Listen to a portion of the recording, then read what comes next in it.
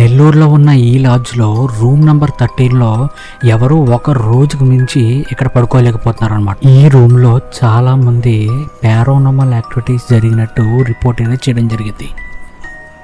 ఆ రూమ్లోకి ఎంటర్ అయిన వెంటనే డోర్లు వాటంతట అవే క్లోజ్ అవ్వడం, ఆ చీకట్లో నుంచి ఎవరో ఒక ఆవిడ ఏడుస్తుండూ ఉండడం చాలామందికి అయితే వినపడింది అనమాట. అయితే ఇక్కడ పడుకున్న చాలామంది చెప్పిన విషయం ఏంటంటే, రాత్రి వాళ్ళ కాళ్ళను ఎవరో గోకుతున్నట్టు, ఏదో తెలియని ఆకారం వాళ్ళ గొంతుని గట్టిగా పట్టుకుని పిసుకుతున్నట్టు అయితే వాళ్ళకి అనిపించింది అనమాట. అయితే ఈ లాడ్జ్లో స్టే చేయడానికి వచ్చిన ఒక అబ్బాయి నైట్ టైము అద్దంలోంచి ఒక తెల్లని చీర కట్టుకున్న అమ్మాయి బయటకు వచ్చి తన పక్కన కూర్చుని ఏడుస్తూ అయితే ఉందన్నమాట. అయితే ఆ మనిషి నెక్స్ట్ రోజు అనుకోకుండా చనిపోయాడు అనమాట. అయితే ఆ రోజు నుంచి ఈ రోజు వరకు ఆ రూమ్ని లాక్ చేసే ఉంచారు.